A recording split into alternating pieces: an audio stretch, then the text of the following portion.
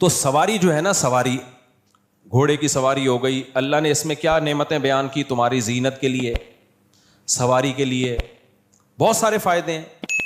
اب ہوگا یہ کہ 3 طریقے ہیں آپ کے پاس، یا تو اس گھوڑے کی سواری سے فائدہ ہی نہ اٹھاؤ، آپ بولو میں نیک آدمی ہوں، مجھے دنیا سے کیا لینا دینا، لہذا میں پیدل ہی سفر کیا کروں گا، میں سادہ آدمی ہوں، آدم علیہ السلام جیسے پیدل سفر کیا کرتے تھے، یہ دنیا مجھے بالکل پسند بولو نہیں، یہ موبائل، یہ گھر، یہ گاڑی، اور یہ ایک وہ ایسے بھی صوفی ہیں دنیا میں، امریکہ میں نہیں، میں نے امریکیوں کے صوفی دکھائے تھے آپ کو، وہ کیا نام تھا اس قوم کا یار، ایرش کر کے نام تھا،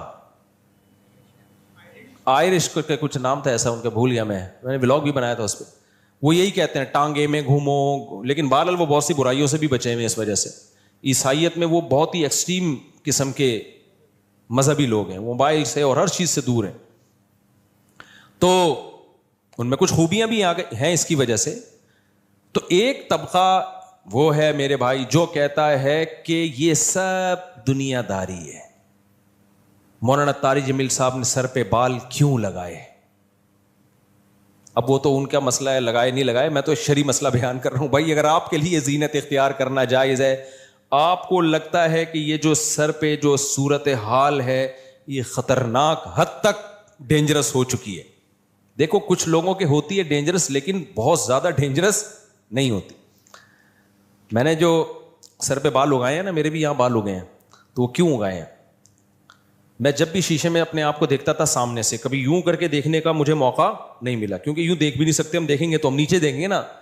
ہوا یہ کہ میں نے ایک دفعہ سمندر میں چھلانگ لگائی پہاڑی سے، تو اس میں ویڈیو بنائی کسی نے اوپر سے، تو جب وہ یوٹیوب پہ آیا نا تو مجھے اوپر کا ایریا دیکھنے کا موقع ملا پہلی دفعہ اتنا کلیئر، تو مجھے لگا یار حالات تھوڑے خطرناک نہیں ہیں، بہت زیادہ خطرناک۔ پہلے لوگ مجھے کہتے تھے آپ کے سر کے بال غائب ہو رہے ہیں، تھوڑے خطرناک نہیں ہیں، بہت بہت زیادہ ڈینجرس ہو چکے ہیں حالات۔ پھر مجھے فکر ہوئی کہ یار اس کا کچھ کرنا چاہیے۔ کوئی بال لگوا رہا ہے بھائی، اس کا پرسنل معاملہ ہے، ہاں ناجائز کام کرنے کی شرعاً اجازت نہیں ہے، کسی اور کے بال آپ نہیں لگا سکتے، یہ حرام ہے شریعت میں، خوب سمجھ لو، نبی صلی اللہ علیہ وسلم نے اس عمل سے منع کیا ہے۔ تو زینت اختیار کرنا، اب کچھ لوگ تو ایسے ہیں جو ایوائڈ کریں گے، ظاہر ہے ہم ان لوگوں میں سے نہیں ہیں کہ گھوڑا استعمال ہی نہیں کرنا، گدھا استعمال ہی نہیں کرنا، گاڑی استعمال ہی نہیں کرنی، جہازوں میں سفر کرنا ہی نہیں ہے۔ کچھ لوگ ایسے ہیں جنہوں نے بجائے اس کے کہ گھوڑا استعمال کرتے، گھوڑے کے اوپر سوار ہوتے، گھوڑے کو اپنے اوپر سوار کر لیا ہے۔ یہ وہ لوگ ہیں جن کا سورہ معارج کی ان آیتوں میں ذکر ہے، گھوڑے پہ سوار ہونے کے بجائے انہوں نے کیا کیا؟ گھوڑا اپنے اوپر سوار کر لیا۔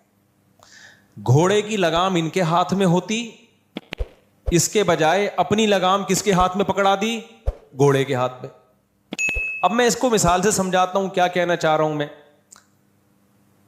یہ ایک سائن ہے، علامت ہے، گھوڑا جو میں دے رہا ہوں مثال کے طور پر۔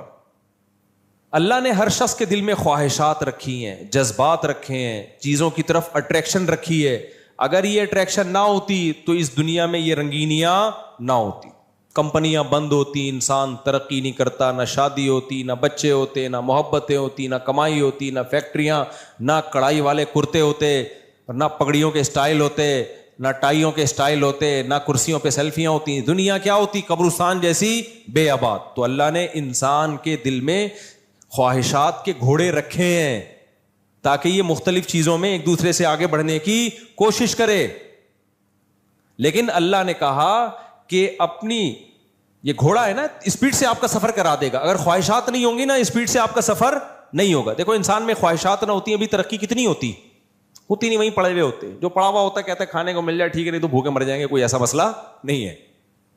زندہ رہنے کی خواہش ہوتی ہے، محنت کرتا ہے، جب بے روزگاری کے تانے سنتا ہے گھر میں بےزتی میں محسوس ہوتی ہے، ویسے تو بے روزگاروں کو چند دنوں تک محسوس ہوتی ہے، اس کے بعد ان کو محسوس نہیں ہوتی، جو میرا مشاہدہ ہے نا، تھوڑے دن تک محسوس ہوتی ہے، ورنہ جو نالائق بچہ گھر میں نکل آیا نا وہ کچھ بھی اس کو کم وقت کو محسوس نہیں ہوگا۔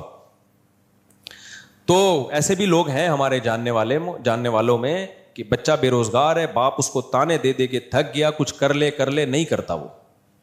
تو جب انسان کو بے عزتی محسوس ہوتی ہے, اس کو عزت کمانے کا ایک دم جذبہ پیدا ہوتا ہے. یہ جذبہ کیا کرتا ہے, یار میں بڑا کام کر کے دکھاؤں گا, اور بعض دفعہ کر بھی لیتا ہے. ابا نے ایک تانا دیا تو کچھ نہیں کر سکتا, اس نے کہا ابا وہ کر کے دکھاؤں گا جو آپ کے دادا نے بھی نہیں کر کے دکھایا. دل پہ لے گیا نا ایک دم, اور پھر ایسے کارنامے سر انجام دیتے ہیں. مجھے یاد ہے کہ وہ ہمارے سامنے ایک واقعہ آیا. ایک لڑکا تھا, بہت کھاتا تھا, کھا کے نا گول گپا بن گیا. اتنا کھاتا تھا, منہ پہ اس کے کنٹرول ہی نہیں تھا. اب شوگر کا بھی خطرہ ہو گیا اس کو, نظر کا اتنا موٹا چشمہ لگ گیا, اور بہت سارے مسائل اس کے ساتھ. MBA کیا ہوا تھا اس نے, تو کسی کمپنی میں مینجمنٹ کی جاب مل گئی اس کو. ابا کو آ کے خوشی بتایا, ابو میں مینیجر بن گیا, اب اتنے لوگ میرے کنٹرول میں ہوں گے. ابا نے کہا کم بخت, اتنا سا منہ تیرے کنٹرول میں نہیں ہے تو اتنے لوگوں کو تو کہاں سے کنٹرول میں لے کر آئے گا. یہ بات ایک دم وہ کہاں لے گیا, دل پہ. یار ابا نے بڑی بات کہتی. بعض دفعہ نئی نصیحتیں, لیکن کوئی موقع ہوتا ہے اس پہ نصیحت کلک کر جاتی ہے کہ یار ابا بات تو صحیح کر رہے ہیں, جو منہ پہ کنٹرول نہ کر سکے وہ کمپنی میں اتنے لوگوں پہ کنٹرول کیسے کرے گا. دل پہ لے گیا وہ. تو کیا ہوا, کھانا پینا چھوڑ دیا, بہت ڈائٹ, لو کارب ڈائٹ, اور پروٹین اور ورزش اور ایکسرسائز. جو ہم نے جب کسی نے ہمیں واقعہ تو پوری ان کی وہ LED پہ تصویریں, سلیمان احمد صاحب اللہ ان کی برکت دے, انہوں نے پورا یہ پروجیکٹ پریزنٹیشن تیار کی ہوئی تھی نا کہ یہ اس بندے کا واقعہ ہے, ہمیں موٹیویٹ کرنے کے لیے نا کہ دیکھو جو ایک دفعہ دل پہ لے جائے نا تو وہ پھر کیا کر کے دکھاتے ہیں. تو وہ پھر دکھایا کہ ہے کچھ دنوں میں ہینڈسم. اچھا چشمہ بھی اتر گیا, حالانکہ ڈاکٹر کہتے ہیں چشمہ ایک دفعہ لگے اترتا نہیں, لیکن اس کو واقعی چشمہ اتر گیا. شوگر, ڈاکٹر نے کہا 10 سال تک تم نے شوگر کو پیچھے دھکیل دیا ہے, 10 سال تک تو کم از کم شوگر کا کوئی چانس نہیں, ایک دم فٹ فاٹ. تو یہ کیا تھا, بے عزتی محسوس ہوئی نا, کم بخت منہ پہ کنٹرول ہے نہیں اور باتیں کیا کر رہا ہے, اتنے بندوں کو کنٹرول کروں گا. تو انسان کے دل میں اللہ نے بہت ساری امنگیں رکھی ہیں. بے عزتی کوئی نہیں چاہتا, سب عزت چاہتے ہیں. بعض دفعہ عزت کے حصول میں اچھے کام کر لیتا ہے, بعض دفعہ کسی کی محبت میں آ کے اچھے کام کر لیتا ہے, بعض دفعہ غیرت میں آ کے اچھے کام کر لیتا ہے, بعض دفعہ کوئی لالچ ہوتی ہے اس میں آ کے بہت کچھ کر لیتا ہے. تو بہت کچھ ہو سکتا ہے اگر یہ خواہشات ہمارے دل میں ہوں, اور جن کے دل مردہ ہو چکے ہوتے ہیں, خواہشات ہی نہیں ہیں ان کے دل میں, تو ان میں آگے بڑھنے کا جذبہ ختم, وہ مرداروں کی طرح پڑے رہتے ہیں. تو شریعت یہ نہیں چاہتی ہے. البتہ ہوتا کیا ہے کہ یہ خواہشات, یہ جذبے آپ کو ایک سمت میں اسپیڈ کے ساتھ دھکیلتے ہیں. وہ سلیمان احمد ہی کی ایک مثال دے دوں. سلیمان احمد صاحب کی بڑی اچھی مثال دی انہوں نے کہ 2 چڑیائیں جو ہے نا سفر کر رہی تھیں. ایک اماں تھی اور ایک چڑیا کی بچی تھی. ماں بیٹی دونوں اکٹھے کیا کر رہے ہیں, ہوا میں اڑ رہے ہیں. ایک جٹ طیارہ اوپر سے گزر کے گیا بہت اسپیڈ کے ساتھ نا. طیارہ تو جٹ طیارہ تو آپ کو پتا ہے ایسا گیا زوم کرتا ہوا نا کہ یہ ہل گئی بیچاری, ان کے پرور بھی اکھڑ گئے. تو چھوٹی چڑیا نے اپنی والدہ سے پوچھا, امی ہم بھی ایک چڑیا ہیں اور یہ بھی ایک چڑیا ہے, اتنی بڑی چڑیا, تو اس میں اتنی اسپیڈ کیسے ہے؟ یعنی پر تو اس کے بھی ہمارے بھی پر ہیں, اسپیڈ میں زمین آسمان کا فرق ہے. ہم یوں جا رہے ہیں اور یہ زوں کر کے ایسا تباہی مچاتی بھی چلی گئی یہ چڑیا. تو ڈفرنس کیا ہے ہم دونوں میں اور اس بڑی چڑیا میں؟ تو اماں نے کہا دیکھو بیٹا, فرق یہ ہے ہماری دم میں آگ نہیں لگی ہوئی, اس کی دم میں آگ لگی ہوئی ہے. اس کی جو دم ہے نا اس میں پیچھے دیکھ, تم نے غور کیا بیٹا اس کی دم میں کیا تھی, آگ لگی. دم میں آگ. تو بعض دفعہ ہمیں موٹیویشن کی کوئی ایسی چیز کلک کر جاتی ہے کہ ہماری دم میں آگ لگ جاتی ہے, ایک دم انسان کی پروازوں پہ پروازیں. صحابہ کرام میں ایسے ہی تو تھا نا. احد میں کیا ہے, بہت سخت لڑائی ہو رہی ہے, تو ایک صحابی رسول اللہ صلی اللہ علیہ وسلم کے پاس آئے, عرض کیا یا رسول اللہ اگر میں لڑوں اور شہید ہو جاؤں, کیا, حدیث کا مفہوم بیان کر رہا ہوں اپنے الفاظ میں, کیا ضمانت ہے کہ میں جنت میں جاؤں گا؟ آپ نے فرمایا ہاں. صحابی کھجور کھا رہے تھے تو انہیں سوچا کہ یار جنت بلا رہی ہے, کھجور ختم کرنے کا زمانہ بہت طویل ہے, 8-10 کھجوریں رہ گئی ہوں گی نا. ابے بھائی یہ تو بہت ٹائم لگے گا, جنت سامنے کھڑی ہوئی ہے, کیا اتنا لمبا ٹائم. ایسی موٹیویشن ملی ہے نا نبی صلی اللہ علیہ وسلم کی باتوں کا, تو ان کو یقین تھا بھائی نبی نے میرے بارے میں کہہ دیا لڑکے شہید ہو گیا جنت, کھجوروں کا تھیلا پھینک دیا. نہیں بھائی اب جانا ہے, لڑنا ہے, لڑے اور اتنا لڑے کہ شہید ہو گئے. تو بعض دفعہ ایسی موٹیویشن انسان کو ملتی ہے, اس کی پروازیں جیٹ طیارے کی طرح تیز ہو جاتی ہیں. تو یہ سب امنگیں اور جذبے جبھی ہیں جب انسان میں خواہشات کا ایک تلاطم ہو, ایک سمندر ہو, موجیں ہوں. اگر یہ خواہشات ہی ختم ہو گئیں تو ساری زندگی کی رونقیں انسان کی ختم. لیکن اب ہوتا کیا ہے, قرآن کیا کہتا ہے, اسلام نے کیا کیا ہے؟ اسلام نے کہا کہ گھوڑا ہم نے تمہیں دیا ہے اس پہ سوار ہونے کے لیے اور اس کی لگام اپنے ہاتھ میں رکھنے کے لیے, اور اس کو گھوڑے کو میسج تم دو گے اپنی عقل سے سوچ کے کہ کس سمت میں جانا ہے اور کس سمت میں نہیں جانا. نہیں آئی بات؟ اب آپ نے کیا کیا, گھوڑے پہ بیٹھے, اگلا پوچھ رہا ہے یار تم پیدل کیوں نہیں جا رہے؟ آپ نے کہا میں اس لیے پیدل نہیں جا رہا کہ گھوڑا گھنٹوں کا سفر منٹوں میں طے کرا دے گا. اس پہ جب بیٹھوں گا تو ایسے جیسے میری دم میں آگ لگ گئی. دم میں الگ سے مجھے آگ لگانے کی ضرورت نہیں. گھوڑے کی دم میں ویسے ہی آگ لگی ہوئی ہوتی ہے, ذرا سا وہ ایڑ لگاؤ نا تو ایک دم اسپیڈ مارتا ہے. تو مجھے اپنی دم میں آگ لگانے کی ضرورت اب نہیں ہے. اب آپ بیٹھ گئے, اب آپ سے اگلا پوچھ رہا ہے جانا کہاں ہے, آپ نے لگام کدھر کو موڑو گے؟ آپ کہو گے یار یہ میں نے ابھی تک اس بارے میں کوئی سوچا نہیں ہے, جہاں گھوڑا کہے گا وہاں جاؤں گا میں. اب بتاؤ منزل پہ پہنچو گے یہ بیڑا غرق ہو جائے گا. گھوڑا آپ کو کھائی میں گرا سکتا ہے, وہ آپ کو آپ کی منزل سے دور لے جا سکتا ہے. آپ نے جانا تھا آگے کی طرف 1 گھنٹہ, گھوڑے کو گھاس پیچھے نظر آئی, مڑ گیا, پیچھے جا رہا ہے. سفر کے قریب کرنے کے بجائے یہی گھوڑا جو منزل کے قریب لے جانے کے لیے تھا آپ کو منزل سے الٹا دور کرنا شروع کر دے گا. یہی گھوڑا نعمت کے بجائے عذاب بن جائے گا.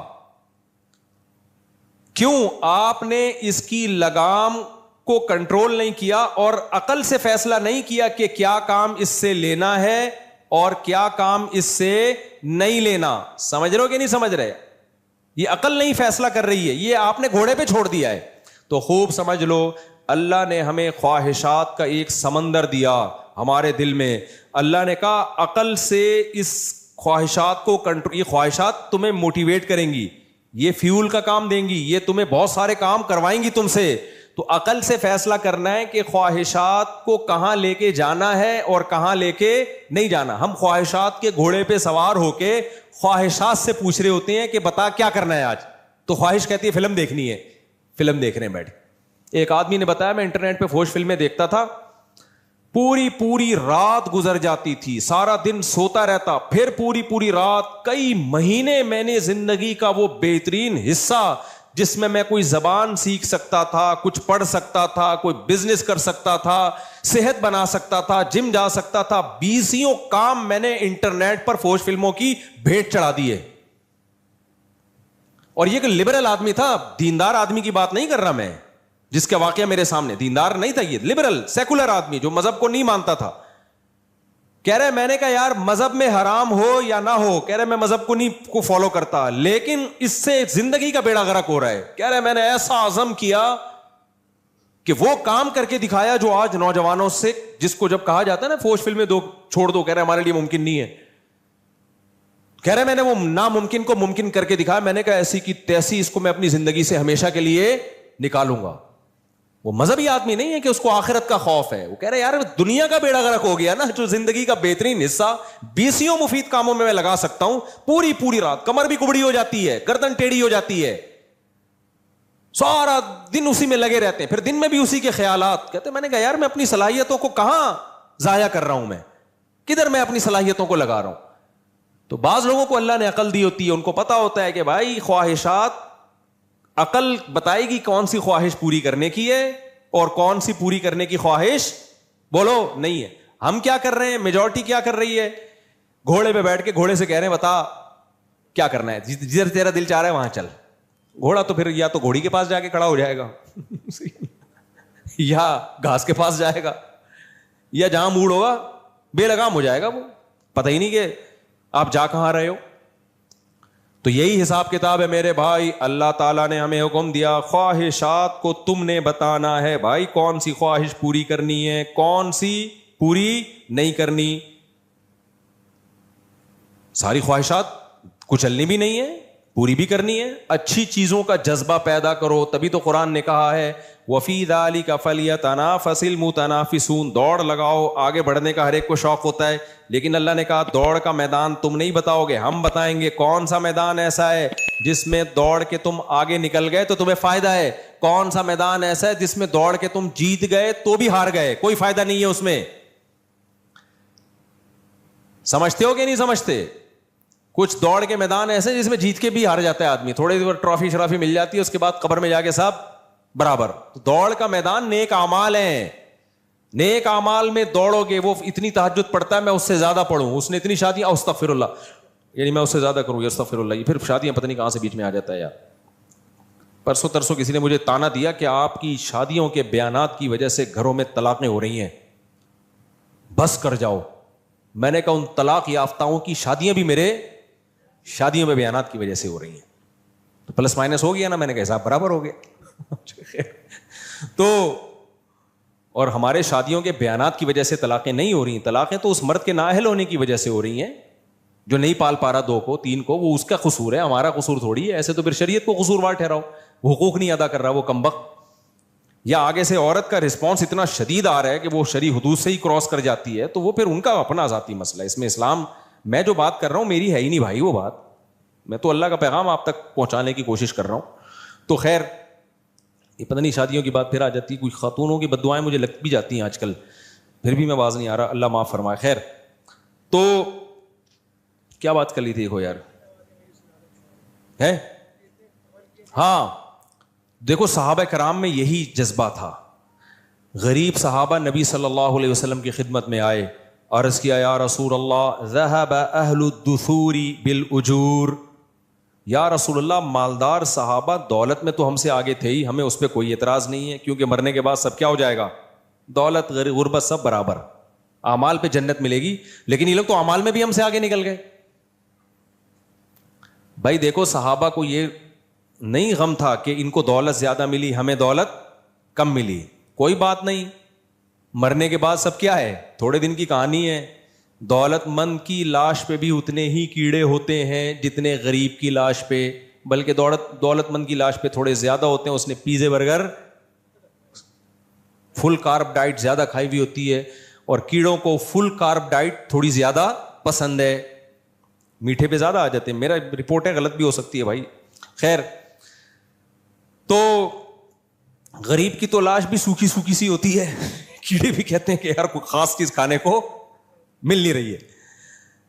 تو صحابہ کو یہ نہیں تھا کہ ابو بکر عثمان رضی اللہ عنہما ان کو اتنی دولت اور ہم غریب, نہ, ان کو یہ تھا کہ یا رسول اللہ دوڑ کا میدان آخرت ہے نا, تو مسئلہ تو یہ ہے کہ دولت مند تو آخرت میں بھی ہم سے آگے.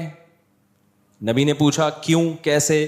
کہا یا رسول اللہ ہم جہاد کرتے ہیں, مالدار لوگ بھی جہاد کرتے ہیں, اس میں ہم دونوں کیا ہو گئے برابر. ہم حدیث کا مفہوم پیش کر رہا ہوں, ہم تہجد پڑھتے ہیں, مالدار لوگ بھی تہجد پڑھتے ہیں, اس میں ہم دونوں کیا ہو گئے, منہ سے بولنے پر گورنمنٹ کی طرف سے پابندی نہیں, ہم دونوں کیا ہو گئے برابر. اور رشتہ داری جوڑنا, جتنی نیکیاں وہ بھی کرتے ہیں ہم بھی کرتے ہیں, لیکن ایک نیکی وہ کرتے ہیں ہم وہ نہیں کرتے. وہ اللہ کی راہ میں خوب خوب خرچ کرتے ہیں, مسجدوں میں بھی, تعلیم پہ بھی, مدرسوں میں بھی, جہاد میں بھی, ہر جگہ. ہم تو, ہمارے پاس تو پیسے ہی نہیں ہے, گھر میں کھانے کو مسئلے ہیں ہمارے ساتھ, تو یہ تو اس عمل میں آگے نکل گئے ہم سے. تو فکر دیکھو کس چیز کی ہو رہی ہے صحابہ کو, فکر یہ ہو رہی ہے آخرت میں ہم سے آگے نکل گئے. تو آپ صلی اللہ علیہ وسلم نے فرمایا ٹھیک ہے میں تمہیں ایک ایسا عمل بتاتا ہوں, وہ عمل تم کر لو گے تو اجر میں مالداروں کے برابر. آپ نے ان کو تسبیحات بتائیں, ذکر اللہ بتایا, یہ ذکر کثرت سے کیا کرو. جب مالدار صحابہ کو پتا چلا نا تو انہوں نے بھی وہ تسبیحات پڑھنا شروع کر دی. تو پھر غریب صحابہ دوبارہ یا رسول اللہ, جب سے ان کو پتا چلا انہوں نے بھی وہ عمل. اب دیکھو یہ مقابلہ ہو رہا ہے کہ نہیں ہو رہا, بھائی ہم آگے ہی رہیں گے آخرت میں بھی, یہ ایک جذبہ انسان کا, تو یا یہ پسندیدہ ہے, اس میں آگے نکلو. تو مالدار صحابہ بھی نے بھی شروع کر دیا وہ عمل. تو نبی صلی اللہ علیہ وسلم کے پاس پھر مسکین صحابہ آئے, یا رسول اللہ وہ تو انہوں نے بھی عمل شروع کر دیا. تو آپ نے فرمایا ذالک فضل اللہ یؤتیہ من یشاء, بھائی اللہ کا فضل ہے, جس کو چاہتا ہے عطا کر دیتا ہے. اب اللہ تمہیں کوئی یہ تو نہیں کہ تمہاری نیکی کا تمہیں اجر نہیں دے رہا. اب ان کو اللہ نے زیادہ نواز دیا, وہ زیادہ کما لیں گے, تو یہ اب اللہ کا فضل ہے. یہ ایسا ہی ہے نا جیسے اللہ نے سید الانبیاء صلی اللہ علیہ وسلم کو نبی بنا دیا, تو مشرکین یہ کہا کرتے تھے کہ اگر اللہ نے نبی بنانا تھا تو فلاں کو کیوں نہیں بنایا, فلاں کو کیوں نہیں بنایا, محمد صلی اللہ علیہ وسلم کو کیوں بنایا. تو اللہ نے کیا جواب دیا قرآن میں کہ اللہ نے کسی کو غریب بنایا, کسی کو دولت مند بنایا. تو دولت مند بننا اور غربت غریب بننا یہ تمہاری رائے پر نہیں ہے, یہ سلیکشن کس کی ہے؟ اللہ کی. حالانکہ یہ کم درجے کا معاملہ ہے, تو نبوت تو اس سے بھی اونچی چیز ہے, اس میں تمہاری رائے تھوڑی چلے گی, اس میں تو اللہ کی سلیکشن ہوگی, جس کو اللہ چاہے گا اس کو سلیکٹ کرے گا. تو کچھ نعمتیں اللہ کی طرف سے اضافی ملتی ہیں. یہی اشکال صحابیات کو ہوا کہ یا رسول اللہ, ہم عورتیں بھی نیک کام کرتی ہیں, مرد بھی نیک کام کرتے ہیں, ہم بھی صدقہ کرتی ہیں, مرد بھی صدقہ کرتے ہیں, لیکن ایک کام مرد ہم سے آگے, وہ جہاد کرتے ہیں, ہم جہاد نہیں کرتی, اور کر نہیں سکتی ہم عورتیں, ہم کیسے, عورت میں اتنا بہادری تو نہیں ہوتی. تو قرآن میں کیا آیتیں نازل ہوئی؟ فرمایا وَلَا تَتَمَنَّوْا مَا فَضَّلَ اللَّهُ بِهِ بَعْضَكُمْ عَلَى بَعْضٍ, اللہ نے بعض کو بعض پر جو فضیلت دی ہے اس کی تمنا مت کرو. یہ گاڈ گفٹڈ ہے کچھ چیزیں, یہ دیکھو اللہ نے مجھے کتنی نعمتیں دی. اگر یہ کمپیئر کرنا شروع کر دیا اس کو یہ نعمت, تو پھر تو ساری زندگی احساس کمتری میں ہی. اللہ نے عورت پر یہ احسان کیا, اس کو انسان بنایا, عورت بنایا, یہ بھی تو اللہ کا احسان ہے نا. موسیٰ علیہ السلام کی ماں عورت تھی نا, ان کے پیٹ سے کس کو جنا اللہ نے؟ پیغمبر کو جنا. کسی نے زبردست بات کی ہے کہ اللہ نے عورت میں کوئی پیغمبر نہیں بنایا, لیکن کوئی پیغمبر ایسا نہیں ہے جو عورت نے جنم نہ دیا ہو. کتنا بڑا مقام اللہ نے ان کو دے دیا, اور ان کا ذکر بھی قرآن کر رہا ہے موسیٰ علیہ السلام کی ماں کا. تو یہاں ایک اشکال کا جواب دے کے بس میں آگے چلتا ہوں, بلکہ اشکال تو نہیں ہے, اس کی ایک حکمت بیان کرتا ہوں کہ دیکھو اللہ نے مالدار کو فضیلت اس لحاظ سے دے دی کہ وہ نیکی بھی کرے گا, صدقہ بھی کرے گا, تو وہ آگے نکل جائے گا قیامت کے دن. غریب اس طرح سے صدقہ خیرات نہیں کر سکتا. زکوٰۃ لینے والا ہوتا ہے غریب, اور مالدار زکوٰۃ دینے والا. تو لینے کی کوئی فضیلت ہے, کوئی ثواب ہے؟ بولتے کیوں نہیں بھائی؟ دینے کے تو بہت ثواب ہے نا. تو دینے والے کو ثواب مل رہا ہے, لینے والے کو تو صرف پیسے مل رہے ہیں, ثواب تھوڑی مل رہا ہے. تو یہاں ایک اشکال پیدا ہوتا ہے, بھائی اللہ نے پھر مالدار کو اتنا نوازا کیوں ہے؟ اصل میں جواب یہ ہے کہ مالدار کی آزمائش زیادہ ہے, غریب کی آزمائش کم ہے. ہم سمجھتے ہیں غریب کی آزمائش زیادہ ہے, مالدار کی کم ہے. نا نا نا نا, معاملہ الٹا ہے. غریب کی آزمائش کم ہے, مالدار کی آزمائش زیادہ ہے. تو جس کو زیادہ آزمایا جاتا ہے اس کو بینیفٹس بھی زیادہ دیے جاتے ہیں. جس سے ہارڈ ورکنگ والا کام لیا جاتا ہے اس کو سہولتیں زیادہ دی جاتی ہیں. کمپنیوں میں ہوتا ہے نا, کسی امپلائی کو سب کو تنخواہ برابر, اس کو کسی جنگل میں بھیج دیا کسی اہم مہم پر, تو الاؤنس اس کو زیادہ ملتا ہے کہ نہیں ملتا؟ بھائی اس کے کام سخت ہے. آپ کہو گے لو بھائی, مالدار ایک تو ویسے بھی عیاشی کر رہا ہے اور جنت میں بھی عیاشی کرے گا, تو اس کی آزمائش زیادہ کہاں سے, اس کی تو کم ہے. بھائی یہ جب ہے جب آپ کے پاس پیسے نہ ہو, پھر آپ کو یہ لگے گا. جب پیسے آئیں گے پھر آپ کو لگے گا پیسہ ہوتے ہوئے نماز پڑھنا مشکل, بغیر پیسوں کے نماز پڑھنا آسان. سمجھ میں آ رہی ہے بات کہ نہیں آ رہی؟ پیسہ ہوتے ہوئے زنا سے بچنا مشکل, پیسہ ہی نہیں ہے تو کوئی لفٹ ہی نہیں کرائے گی, ٹھیک ہے نا, آرام سے ہنسی خوشی زندگی. رشتہ نہیں مل رہا ہوتا, گرل فرینڈ کہاں سے ملے گی؟ ایک آدمی نے مجھے بتایا, مالدار تھا, کہہ رہے میرے پاس بچپن میں پیسہ آ گیا جس سے میں اتنی سخت آزمائش میں پڑا. اس نے کہا جب تک پیسہ نہیں تھا کوئی آزمائش نہیں تھی, نماز پڑھتا تھا, داڑھی رکھ لی میں نے. کہہ رہا جب میرے پاس دولت آئی ہے نا تو لڑکیوں کے فون آنا شروع ہو گئے. پنجاب میں کسی نے واقعہ سنایا کہ لڑکیوں کے فون, وہ مجھے خود اٹریکٹ کرتی تھیں, فون نمبر دیتی تھیں, پتے بتاتی تھیں, اتنے پیسے اتنے پیسے. کہہ رہے میرے دل میں نا خواہشات کا ایک طوفان اٹھتا تھا کہ میں زنا کر لوں, میں زنا کر لوں, میں زنا کر لوں. کہہ رہے میں نے ابا کو بولنا شروع کر دیا میں زنا میں نہ پڑ جاؤں, میری شادی کرا دو. ابا آج کل لفٹ ہی نہیں کراتے. خیر اللہ نے اس کو زنا سے بچایا. کہہ رہے جب غریب تھا تو ایسا کچھ مسئلہ نہیں تھا, جہاں پیسہ آیا, اچھا موبائل, اچھی گاڑی, پیسے والے کا تو پتہ چل جاتا ہے, تو وہاں مشکل ہو گیا زنا سے بچنا. تو پیسے والے کے لیے دین پہ چلنا مشکل. جب پیسہ آتا ہے تو صدقات و خیرات اتنے نہیں ہوتے جتنی شراب و کباب آتا ہے. تو اس لیے اللہ نے اس کو پروٹوکول دیا ہے کہ بھائی اگر تو پیسے کے باوجود بھی دین پہ چلے گا تو تجھے مقام میں زیادہ دوں گا. یہی وجہ ہے حدیث میں آتا ہے جنت میں غریب زیادہ ہوں گے, دولت مند کم ہوں گے.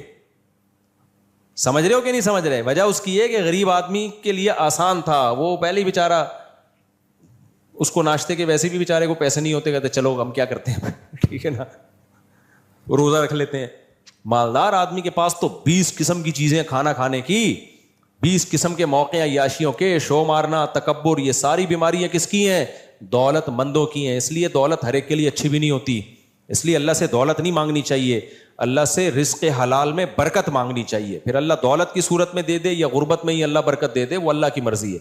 علماء نے منع کیا ڈائریکٹ دولت کبھی نہ مانگو اللہ سے, اللہ مجھے مال و دولت دے, یہ الفاظ ہی غلط ہیں. اے اللہ میرے رزق میں کیا دے؟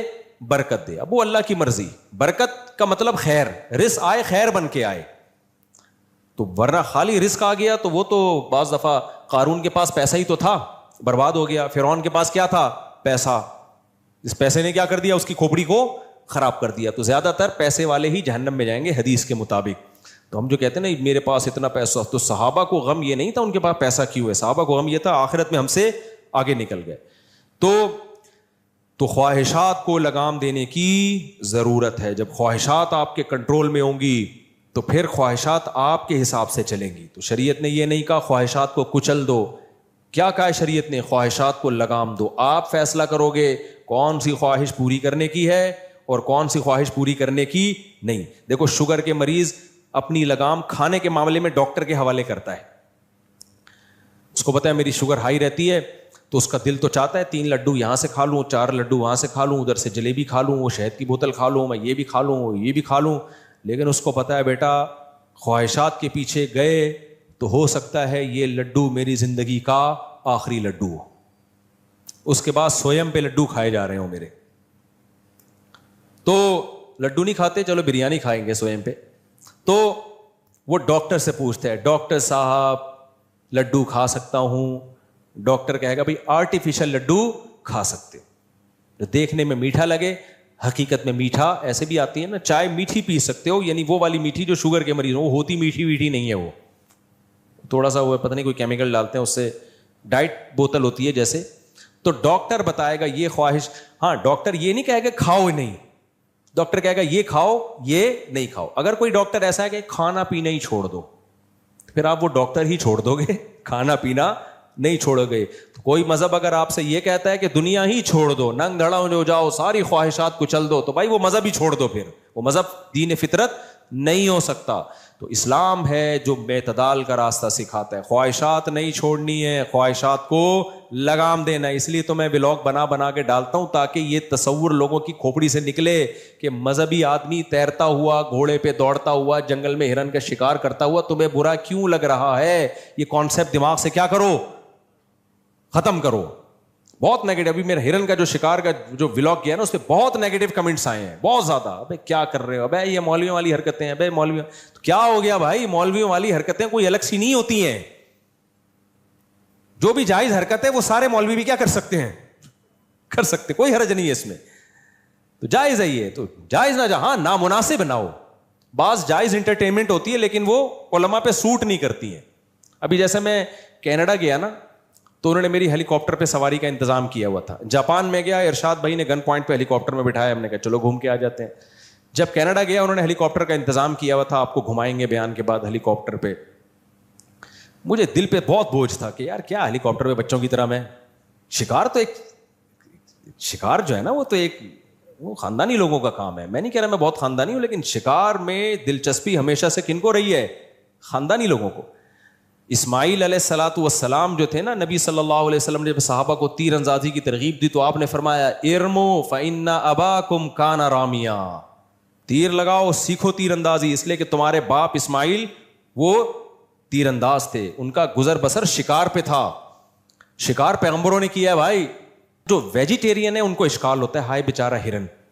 کچھ لوگوں کے یہ بھی کمنٹ تھے, ہائے بیچارہ ہرن.